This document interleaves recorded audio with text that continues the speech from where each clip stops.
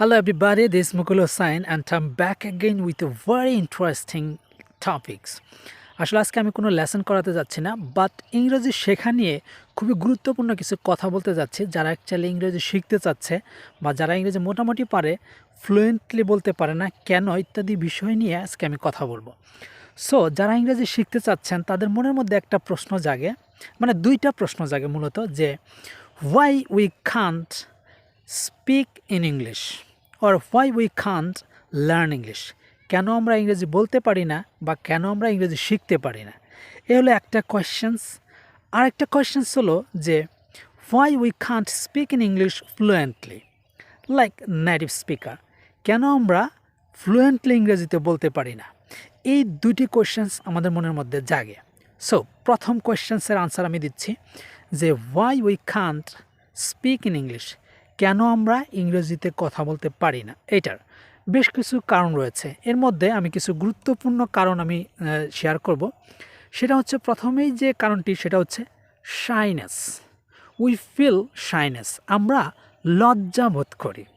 So এই লজ্জা বোধ করার কারণে আমরা কিন্তু ইংরাজি বলতে পারি না। সো মানুষের সামনে বলতে যাব নিজেকে, মানে এত লজ্জা বোধ করি যে কি মনে করবে না করবে, অনেক একটু শাইনেস ভাব থাকে। সো এইটার কারণে আমরা কিন্তু ইংরেজি বলতে পারি না। যতটুকু আমরা শিখেছি তা বলতে গেলে বলতে পারি না বা আমরা শিখতে পারি না, এটার কারণে, লজ্জা থাকার কারণে। সো তাহলে এখান থেকে পরিত্রাণ পাওয়ার বিষয়টা কি? সো শাইনেসটাকে রিমুভ করতে হবে, দূর করতে হবে, তবে আপনি ইংরেজি শিখতে পারবেন। দেখবেন অনেকে কিন্তু আমরা অনেক সময় বলে থাকি অনেককে যে তুই তো একটা বেহায়া, মানে জাস্ট আমি শেখানোর জন্য বলছি, ডোন্ট মাইন্ড। সো যে তুই তো লজ্জা নেই, আমরা অনেক সময় অনেককেই কিন্তু বলে থাকি। সো এরকম হতে হবে আমার আপনাকে, একদম বেহায়া হতে হবে, নির্লজ্জ হতে হবে। বেহায়া বলতে কেমন শোনা যাচ্ছে? সো নির্লজ্জ হতে হবে যদি আপনি, if you want to learn English very fast, আপনি যদি দ্রুত ইংরেজি শিখতে চান। শুধু দ্রুত না, আপনাকে ইংরেজি শিখতে হলে এই শাইনেসটা দূর করতে হবে। সো এই গেল শাইনেসের বিষয়। সো এবার another thing is lack of confidence and fearless, আমাদের আত্মবিশ্বাসের অভাব এবং সাহসের অভাব। ঠিক আছে, আমরা ভয় পাই, কথা বলতে ভয় পাই, আত্মবিশ্বাস নেই যে আমি যে জিনিসটা বলতে যাচ্ছি সেটা আসলে ভুল হচ্ছে কি না, এটা নিয়ে কিন্তু আমরা দ্বিধাদ্বন্দ্বে থাকি। কনফিডেন্স যে আমি বলতেছি এটাই হবে, আমরা এটা মানে কনফিডেন্সের অভাবের কারণে, আর আমাদের ওই যে ভয়, মানে সাহস নাই। ঠিক আছে, এই সাহস না থাকার কারণে, সাহসের অভাবের কারণে। সো ফেয়ারনেসটা আপনাকে দূর করতে হবে। ঠিক আছে, ফেয়ারলেস থাকাতে হবে, মানে ফেয়ারলেস সাহসিক, আর ফেয়ারনেস একটা মানে নিজেকে ভয় পাওয়া। সো নিজের মধ্যে আত্মবিশ্বাস গড়ে তুলুন অ্যান্ড আপনি মানে ভয়টাকে দূর করুন। ঠিক আছে, সাহসী হন, সাহসের অভাব না থেকে সাহসিক দেখান, সাহসী হন। ঠিক আছে, সো যেটা বলবেন কনফিডেন্টলি বলে যাবেন। সো ভুল হচ্ছে, it's okay. So it's language. ঠিক আছে, it's a language, just it is used only for communication. এটা মনে রাখবেন যে এটা একটা ল্যাঙ্গুয়েজ, এটা ব্যবহার করা হয় জাস্ট এক্সপ্রেস আওয়ার সেলফ, আমাদের নিজের মধ্যে থেকে যা আছে সেটা ব্যক্ত করা, কথা বলা ডাইরেক্ট। ঠিক আছে, এই কথা বলাটাই জাস্ট এক্সপ্রেস করবেন, এখানে ভুলের কিছু নেই বা ভয় পাওয়ার কিছু নেই, আত্মবিশ্বাসের এখানে আমি অভাব দেখতে পারতেছি না। আপনি যা পারেন বলবেন, জাস্ট আপনার মানে মনে যা আসে বলে যাবেন। So it's beginning time. So beginning টাইমে আপনি ভুল করতেই পারেন, কোনো সমস্যা নেই, ধীরে ধীরে এটা কিন্তু দূর হয়ে যাবে। ঠিক আছে, ধরুন আপনি বলতে চাচ্ছেন যে I go to Dhaka tomorrow. So আমি কিন্তু সেন্টেন্সটা ভুল বলে ফেলেছি, যে আমি আগামীকাল ঢাকা যাবো, বাট বলে ফেলছি I go to Dhaka tomorrow, তাই না? কিন্তু হওয়ার কথা ছিল I will go to Dhaka tomorrow. সেটা ভুল বলছি, কিন্তু ইটস ওকে, আপনি বিগিনার্স হিসাবে it's a beginning time. So আপনি বলে যান, ভুল হচ্ছে কোনো সমস্যা নেই। আপনি যাকে বলছেন সে কিন্তু অবশ্যই বুঝে যাবে যে আপনি বলতে চাচ্ছেন আগামীকাল ঢাকা যাবেন। ঠিক আছে, সো ইটস ওকে, এভাবে আপনি ভুল করবেন। তাহলে গেল lack of confidence and fearless, মানে সাহসের অভাব এবং কনফিডেন্সের অভাব, এটাকে দূর করতে হবে। এনিওয়েজ, দূর করার প্রক্রিয়া আমি বলে দিলাম, জাস্ট আপনি অনবরত বলে যাবেন। ইটস ওকে, ভুল হোক শুদ্ধ হোক যেটাই হোক আপনি বলে যাবেন বিগিনিং টাইমে। ঠিক আছে, অ্যাজ এ বিগিনার্স হিসাবে। অ্যান্ড নাম্বার থার্ড যেটা হচ্ছে থিঙ্ক অ্যাবাউট নেক্সট সেন্টেন্স। আমরা সবসময় চিন্তা করি যে আমি এখন কথা বলছি, পরের যে সেন্টেন্সটা কি সেটা নিয়ে আমরা সবসময় মানে ভাবি। এখন কি বলবো এটা না ভেবে আমরা পরের সেন্টেন্সটা কি বলবো কথা বলতেছি সেটা নিয়ে ভাবি। সো যখন আমরা পরের সেন্টেন্স নিয়ে ভাবি বর্তমানে কথা বাদ দিয়ে, তখন হয়ে যায় কি এই যে আমার ইংরেজি বলার শেখাটা আর হয়ে ওঠে না, মানে আমরা ইংরেজি বলতে পারি না। তখন কিভাবে বলবো? তখন আপনি যেটা বলবেন সেটাই আপনি বলতে পারতেছেন না, অথচ যে আপনি নেক্সট সেন্টেন্স কী বলবেন সেটা নিয়ে ভাবতেছেন। সো আমি একটু ক্লিয়ার করে যদি বলি, ধরুন আপনি বর্তমানের কাজ বাদ দিয়ে আপনি যদি ফিউচারের কোনো কাজ নিয়ে অডিট থাকেন, চিন্তিত থাকেন, তাহলে আপনি দেখবেন অ্যাট প্রেজেন্টে আপনি খুবই কমফোর্টেবল লাইফ কিন্তু লিড করতে পারবেন না।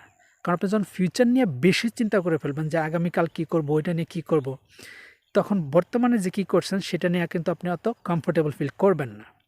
সো আরেকটা বিষয় আছে যে আমরা তো ফিউচারকেই প্রাধান্য দেব, ঠিক আছে? অতীত থেকে শিক্ষা নিয়ে মানে ভবিষ্যৎকে প্রাধান্য দিয়ে আমরা এগিয়ে যাব, ওইটা হিসাব আলাদা। ইংরেজি শেখার ক্ষেত্রে আমি বলছি, ঠিক আছে? সো আপনি আগামী দিন কী করবেন না করবেন, ভবিষ্যতে কী করবেন না করবেন, এটা নিয়ে খুবই চিন্তিত, বেশি চিন্তিত। দেখবেন বর্তমানে আপনার অবস্থা খুব খারাপ।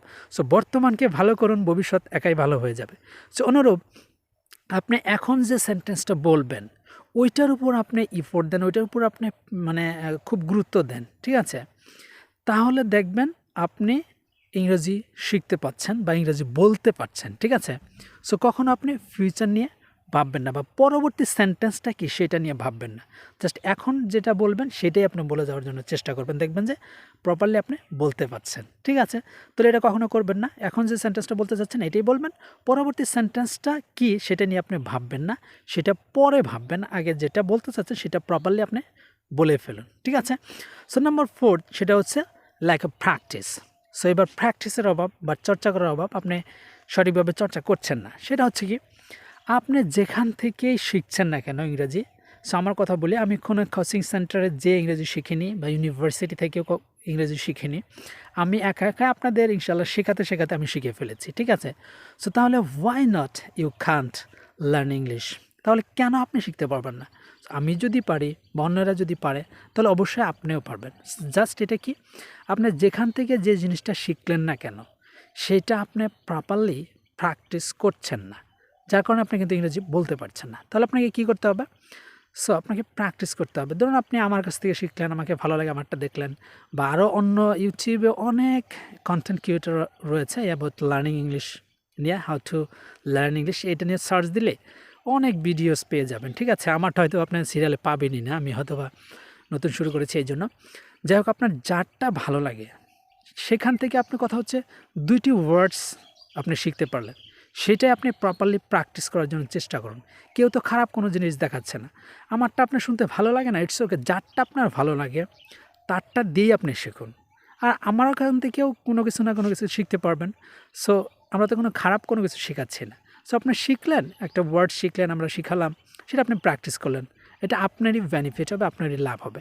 সো আপনি যেখানে যেটা পান না কেন লার্নিং ইংলিশের উপর ধারাবাহিকতা বজায় রেখে আপনি প্র্যাকটিস করবেন। সো প্র্যাকটিসের ক্ষেত্রে লার্নার্সটা অনেক কোয়েশ্চেন্স করে থাকে আমাদের যে, ভাই আমরা তো প্র্যাকটিস করার জন্য পার্টনার নেই, we have no any partner, so how we can practice English? তাহলে আমাদের তো পার্টনার নেই, আমরা কীভাবে ইংরেজি চর্চা করবো? ইয়াস, আমি বলছি। সো এই যে এভাবে আমি হাঁটতে হাঁটতে কিন্তু আপনাদেরকে ইংরেজি শেখাচ্ছি। সো আমার ফ্রেন্ড সার্কেল রয়েছে অনেকে কিন্তু খেলাধুলা করছে বা বিভিন্ন কাজে ব্যস্ত, আমি কিন্তু সেখান থেকে এসে আপনাদের ইংরেজি শেখাচ্ছি। তাহলে আপনি কেন পারবেন না? সো একা একাই যে আমি হাঁটছি, আই এম ওয়াকিং, বলার চেষ্টা করুন, আই এম ওয়াকিং, আমি হাঁটছি, আমি শিক্ষা দিচ্ছি, আই এম টিচিং, আমি শিক্ষা দিচ্ছি, আমি দেখছি, আই এম ওয়াচিং, আমি দেখছি, আমি দেখি, যদি নর্মালি দেখেন তাহলে আই সি, আমি দেখি। সো ইত্যাদি। পাখি দেখতেছেন, so it's a beautiful bird, এটা খুব সুন্দর পাখি। মানে এই যে একা একা আপনি প্র্যাকটিস করবেন। সো আপনার পার্টনার নেই তো কী হয়েছে, আপনার জন্য আরও ভালো, ঠিক আছে? সো আপনি আয়নার সামনে দাঁড়িয়ে একা একা, আশেপাশে কিন্তু অনেক জিনিস রয়েছে যেটা আপনি দেখে ইংরেজি বলতে পারবেন। সো এটা হবে প্র্যাকটিক্যালি ইংরেজি শেখার মানে খুবই গুরুত্বপূর্ণ। এটা প্র্যাকটিক্যালি যদি আপনি শিখতে পারেন, সো কোচিং সেন্টারে যে আপনার লাভ হবে তার চেয়ে বেশি লাভ হবে। আপনি আশেপাশে যে জিনিসটা দেখছেন সেটা দেখে আপনি বলার চেষ্টা করছেন, দেখবেন আপনি অনেক পারবেন। দেখবেন অনেকে লেখাপড়া করেনি কিন্তু বিদেশে থাকে, বিভিন্ন ইংলিশ কান্ট্রিতে থাকে যেখানে ইংরেজি ভাষা রয়েছে, দেখবেন তারা কিন্তু শুনতে শুনতে মানে বলে ফেলছে। এই যে আমি যে ইংরেজি বলছি, আমাদের ভাষা কিন্তু বাংলা মাতৃভাষা, তাই না? আমি কিন্তু অনবরত বলে যাচ্ছি, আপনিও বলতে থাকেন। ভাবেনও না যে পরের ওয়ার্ডটা কী বলবো, পরের সেন্টেন্সটা কী বলবো, যেটা কিছুক্ষণ আগে বললাম যে সেন্টেন্স আমরা পরেরটা নিয়ে ভাবি, সো আমরা কিন্তু বাংলাতে পরেরটা নিয়ে ভাবি না, তাই না? সো এইরকম আপনি প্র্যাকটিস করুন, প্র্যাকটিক্যালি যেটা দেখবেন ওইটা দিয়েই প্র্যাকটিস করার চেষ্টা করবেন, আয়নার সামনে দাঁড়িয়ে নিজেই প্রশ্ন করবেন, নিজেই আনসার দিবেন, এভাবে করবেন, ঠিক আছে? সো এই ছিল মূলত 4টি কারণ, 12 কারণ থাকতে পারে। সো এই মূলত 4টি কারণে আমরা ইংরেজি শিখতে পারি না। সো আশা করি এগুলা ভুলও দেখিয়ে দিলাম, এগুলো থেকে কীভাবে আপনি পরিত্রাণ পাবেন সেটাও আমি পথ দেখিয়ে দিলাম। এবার কথা বলবো, আমরা মোটামুটি পারি কিন্তু ফ্লুয়েন্টলি বলতে পারি না। Why we can't speak in English fluently, কেন ইংরেজি ফ্লুয়েন্টলি বলতে পারি না? এটা বেশ কিছু কারণ থাকতে পারে, আমি 2টি কারণ নিয়ে কথা বলবো। সেটা হচ্ছে যে থিঙ্ক অ্যাবাউট ইংলিশ। যখন আপনি কথা বলবেন তখন ইংরেজি নিয়ে চিন্তা করুন। যেমন আমি এখন কথা বলছি ইংরেজিতে, সাপোজ আমি বলতেছি যে I am talking with you about how to learn English or how to speak in English fluently. এই যে আমি ইংরেজিতে কথা বলছি, এখন পরের সেন্টেন্সটা কী বলবো সেটা ইংরেজিতে ভাবা শিখুন, ঠিক আছে? যে পরের সেন্টেন্সটা আমি কী বলবো সেটা মনে মনে বাংলা না ভেবে আপনি ভাবার চেষ্টা করবেন ইংরেজি শব্দটা, ঠিক আছে? যেমন আমরা বাংলা ভাবছি, পরের ওয়ার্ডটা কী বলবো এটা নিয়ে আমরা তো ভাবছিই না, কারণ আমাদের মাদার টাং, কিন্তু ইংরেজি তো একটু কঠিন, আমাদের একটু ভাবতে হয়। সো আপনি ভাবা শিখুন যে পরের সেন্টেন্সটা যখন আপনি বলবেন, কী বলবেন সেটা বাংলা না ভেবে ইংরেজি যদি ভাবতে পারেন তাহলে দেখবেন আপনি ফ্লুয়েন্টলি ইংরেজি বলতে পারছেন। এখন এটা কীভাবে ভাববেন প্রশ্ন করতে পারেন, ভাইয়া কীভাবে এই ইংরেজিতে ভাবা শিখবো? ইয়েস, আমি আপনাকে কিছু টেকনিক বলতে পারি। সেটা হচ্ছে আপনি বিভিন্ন ধরনের মোটিভেশনাল, মানে সহজ ভাষা ইংরেজিতে মোটিভেশনাল বিভিন্ন ধরনের স্পিকার রয়েছে, তাদের আপনি স্পিচ শুনতে পারেন, অথবা আপনি বিভিন্ন ধরনের সাবটাইটেল দেওয়া আছে ইংলিশে, সেখান থেকে আপনি বিভিন্ন ধরনের গল্প শুনতে পারেন, আপনি ইংরেজি গান শুনতে পারেন, মুভি দেখতে পারেন ইংরেজি ভাষায়, সেটা সাবটাইটেল সহ, সেটা শুনবেন, শুধু গেদার করবেন, আপনার মাথার ভিতরে ঢুকাবেন, ঠিক আছে? যেমন জ্যাকমার স্পিচগুলো আপনি শুনতে পারেন। So CEO and founder of Alibaba, তার স্পিচ শুনতে পারেন, খুব সুন্দর স্পিচ, আপনি বুঝতে পারবেন। সো সে যে বলে ওইটা বলার মানে শোনার চেষ্টা করুন, শুনুন, শুনে মাথার ভিতরে জমা করুন, এক সময় দেখবেন শুধু ওইটা বেরিয়ে আসছে, আপনি যেটা বলতে চাবেন অটোমেটিক্যালি বেরিয়ে আসছে। সেইভাবে আপনি ইংরেজিতেই ভাবা শিখুন, অ্যান্ড কীভাবে পাবেন সেটাও আমি দেখিয়ে দিলাম। অ্যান্ড 2 নম্বর, আপনি কন্ট্রাকশন ইউজ করতে পারেন। You can use contraction. Contraction কি? যেমন আমি বলতেছি যে I am going to Dhaka, আমি ঢাকা যাচ্ছি, যে গোয়িং টু ঢাকা, এটাকে আমি কন্ট্রাকশন দিয়ে বলতে পারি আই এম গনা ঢাকা, তার মানে আমি ঢাকা যাচ্ছি। আই অ্যাম গোয়িং টু কি আমরা বলতে পারি গানা, সে গনা মানে গোয়িং টু। তাহলে এই যে শর্ট ফর্ম যখন বলবো তখন কিন্তু ইংলিশটা মানে শুনতে অনেক সুন্দর শোনা যাবে, যেটা ইংরেজরা বলে থাকে, নেটিভ স্পিকাররা বলে থাকে। যেমন I'm gonna teach you about learning English, আমি আপনাকে ইংরেজি শিক্ষা দিতে যাচ্ছি, ইংরেজি বিষয় শিক্ষা দিতে যাচ্ছি। আমি কিন্তু বলতে পারতাম I am going to teach you, অথবা I am going to learn English, আমি ইংরেজি শিখতে যাচ্ছি। আপনারা বলতে পারেন আই গোনা লার্ন ইংলিশ, আমি ইংলিশ শিখতে যাচ্ছি। গোয়িং টু না বলে গনা বলতে পারেন। এই যে কন্ট্রাকশন শর্ট ফর্ম, অথবা এরকম হতে পারে যে শর্ট ফর্মগুলো, এটা কন্ট্রাকশনে এমনও হতে পারে যে যেমন আই এ এম বলি, আমি এখানে বলতে পারি এ এম না বলে শুধু আয়ের পরে কমা দিয়ে বলতে পারি আম। তারপরে ইটস বলতে পারি it's a beautiful place, it is a beautiful place, এটাকে না বলে আমরা বলতে পারি it's a beautiful place, I like it, ঠিক আছে? যেমন আই উড লাইক, অথবা বলতে পারেন আই উড না বলে আইড লাইক, কমা দিয়ে ডি থাকে, দেখবেন এরকম কন্ট্রাকশন ব্যবহার করুন, দেখবেন যে আপনি ফ্লুয়েন্টলি বলতে পারছেন, স্মার্টও শোনা যাচ্ছে, ঠিক আছে? সেভাবে কিন্তু আপনি ইংরেজি প্র্যাকটিস করতে পারেন। So that's all about for today, and I hope you have enjoyed this lesson. If you enjoyed this lesson, please like, comment, share, and don't forget to subscribe as well. So see you in the next lesson. সবাই ভালো থাকবেন, সুস্থ থাকবেন, and till then, Allah Hafiz.